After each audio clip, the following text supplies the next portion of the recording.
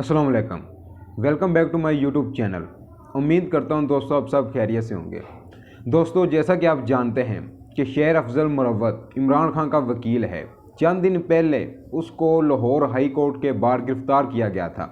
रहाई के बाद उन्होंने वसीम बदामी से इंटरव्यू करते हुए कहा कि मेरे साथ जेल में अच्छा सलूक नहीं किया गया, मेरे साथ बहुत ज़्यादती की और जो कुछ भी हुआ वो मरियम नवाज़ की वजह से हुआ है। उन्होंने कहा कि मैं डायबिटीज़ की बीमारी में मुब्तला हूँ, मेरे पास जो भी मेडिसिन थी उन्होंने जमा कर ली और उसके साथ फ़र्श पर मैट्रेस भी नहीं था और ना ही रात को मुझे तकिया दिया गया और उसके साथ मेरी जो मेडिसिन थी वो भी मुझे नहीं दी गई और रात को मुझे जगाए रखा और जो भी जेल में हुआ है वो एक प्लानिंग थी। और उन्होंने मज़ीद कहा कि इमरान खान ने मुझे कहा है कि जो भी लोग पार्टी को छोड़ गए हैं उनको आपने टिकट नहीं देनी।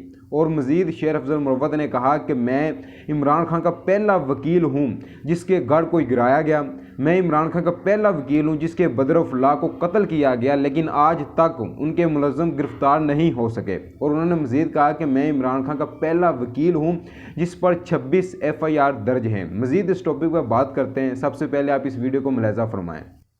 हुजूर, पहले बताइए, ये फुटेज तो हम सब ने देखी आपकी गिरफ्तारी की, वो तो उस पर मुख्तलिफ कयास आराई हो रही थी। आप बताइए किस तरह मामला हुआ? क्या ये ठीक है कि आपको पहले पुलिस ने कहा कि हम कुछ बात करना चाहते हैं, इस अंदाज से ट्रैप किया, फिर गिरफ्तार किया, क्या हुआ था मामला? Lahore high court bar association ने एक कन्वेंशन पे मुझे मदऊ किया था, वहाँ मैंने स्पीच की। फिर ILF के वकला ने मुझे चाय के लिए मदऊ किया, वहाँ स्पीच की और फिर मीडिया से कुछ बात करके मैं जब गेट की तरफ आ रहा था तो मेरे साथियों ने बताया कि उसकी बारी नफरी गेट पे मौजूद है। वही गेट था जिसपे से हमारी गाड़ी ने निकलना था और चूंकि मैं किसी FIR में मतलूब नहीं था तो मैं चाहता था कि मुझे इल्म हो कि कोई इल्जाम है या कोई वारंट है। तो जो SP थे सिटी उनसे मैंने पूछा तो उसने बजाय बात करने के सीधा अपने एहलकारों को कहा कि इनको गिरफ्तार कर ले। उस पे वहाँ पे मटपेड़ हुई। मुझे इल्म नहीं था कि इन्होंने बाद में 3 MPO का वारंट लिया।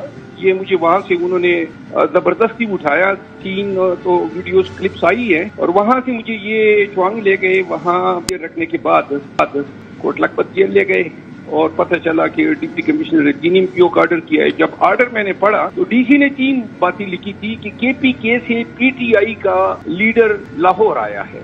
तो ये जवाब था 3 MPO का।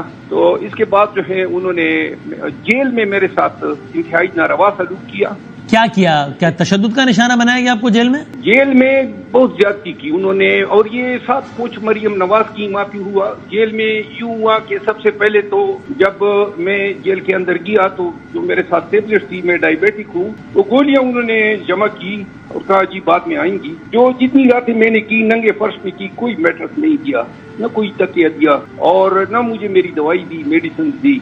इसके अलावा इन्होंने ड्रग एडिक्ट के सेल के साथ ही मुझे ये चक्की में रखा। सारी रात वो शोर मचाते थे। कुछ लोग शायद इसी ड्यूटी पे थे कि इसको जगाए रखना था। और इसके अलावा जो है जो जेल के अमले के साथ मटभेड़ हुई वो उस पर फिर मैंने फिर हंगर स्ट्राइक किया जुमेरात की दिन। और हंगर स्ट्राइक के बाद कंबल जो थे वो नाकाफी थे, सर्दी बहुत ज्यादा थी, 2 चादर किए थे और सब कुछ जेल में जो हो रहा था वो एक प्लानिंग के तहत हो रहा था। तो दैट वाज अनफॉर्चुनेट।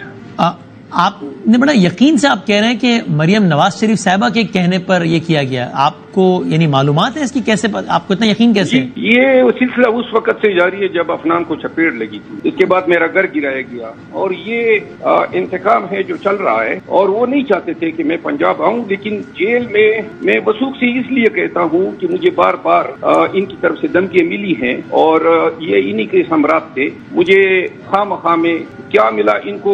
एक गैर कानूनी ऑर्डर था जो कलअदम हुआ और क्यों उठाया? तो आपका शक किसी और इदारे पर नहीं है, सिर्फ एक शख्सियत पर है जो कि मरियम नवाज शरीफ साहब हैं? ये सारे इदारे भी मरियम नवाज की माँ पे लगे हुए हैं। सब कुछ जो हो रहा है वो मरियम नवाज की माँ पे हो रहा है।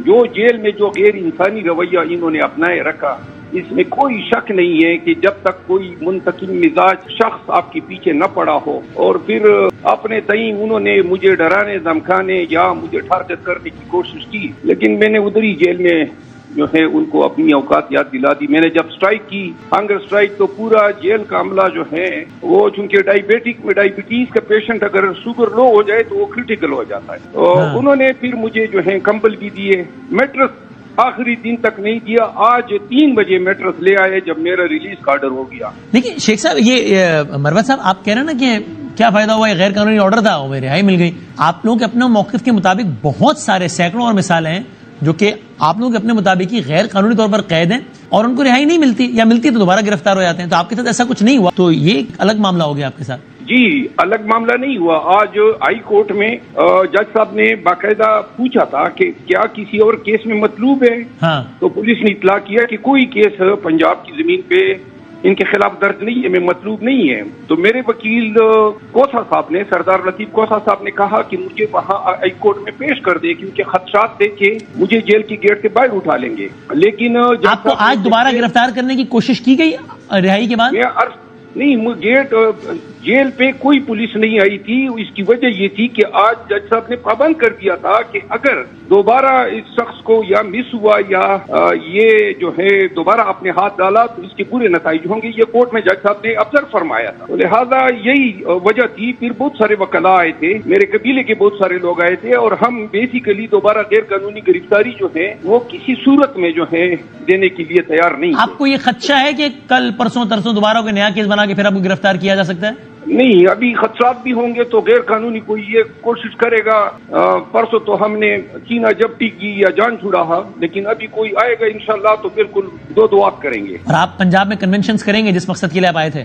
الحمدللہ سیاسی موت بنے گی یہ کنونشن, اور جلد سے میں کرنے جا رہا ہوں. کل ہی میں خان صاحب سے ملوں گا, اور چونکہ شیڈول اناؤنس ہو گیا ہے اس کے بعد کوئی جواز نہیں رہتا ہے کہ کوئی بھی کیئر ٹیکر حکومت جو ہے وہ پی ٹی آئی یا کسی بھی دوسری پارٹی کے ساتھ کوئی ڈسکریمنیٹری رویہ اپنا لے. اور آپ نے یہ بھی کہا کہ یہ کہا ہم نے کہ خان صاحب نے آپ کو پچھلی ملاقات میں, آخری ملاقات میں کہا کہ جو بھی بندہ پارٹی چھوڑ گیا ہے, چاہے وہ شیخ رشید صاحب ہو یا کوئی بھی ہو, ان کو ٹکٹ نہیں دیا جائے گا. Is that correct? جی ہاں. اچھا, انکلوڈنگ شیخ رشید صاحب یا کوئی جس نے بھی پارٹی چھوڑی اس کو ٹکٹ نہیں ملے گا؟ جس نے پریس کانفرنس کیا ہے, جس نے بھی, شخص نے بھی پریس کانفرنس یا انٹرویو کیا ہے, مثلا صداقت عباسی صاحب یا انٹرویو کیا ہے, اس کو ٹکٹ نہیں ملے گا اس الیکشن میں. ان کو ٹکٹ نہیں ملے گا, یا جو ہمارے پارٹی کے نہیں ان کے مخالف ہم اپنے کینڈیڈیٹس جو ہیں وہ فیلڈ کریں گے. اس سے پہلے آپ یہ کہتے رہے اپنی پارٹی کی کچھ اور سینئر لیڈرشپ کے حوالے سے کہ دیکھیں نا, سب پہ اتنی سختی ہوتی تھی, ان پہ نرمی ہوتی تھی اس لیے کہ یہ کسی کے آدمی ہیں. اب اگر پلٹ کے وہ آپ سے کہیں کہ دیکھیں سب اندر جاتے ہیں باہر نہیں آتے, یہ باہر آ گئے ہیں, یہ آدمی ہے, وہ الزام آپ پہ لگا دیا انہوں نے. تو پادانی صاحب یہ کیسا سوال آپ کہہ رہے ہیں میرے, آپ اس ٹائم سے شروع ہو جائیں. آپ نے خود لگایا تھا نا یہ الزام کسی ہے, نام لے کے وکیل ہوں, سنیں نجیب, جو بلا وجہ ناجائز طور پہ گرفتار ہوا. خان کا پہلا وکیل ہوں جس کا گھر گرایا گیا. خان کا پہلا وکیل ہوں جس کے برادر ان لا کو نامعلوموں نے مرڈر کیا ہے اور آج تک میں ہمارے قاتل معلوم نہیں ہوئے ہیں. خان کا پہلا وکیل ہوں جس میں 26 FIR ہیں, اور آپ ابھی بھی مطلب ہے کہ جن میں آپ نے الزام لگایا وہ بھی خان صاحب کے وکیل ہی ہیں نا, اور وہ بھی بڑی سخت بات کرتے ہیں ہر حوالے سے. چلے جی, اللہ ان کی بخشش کر دے.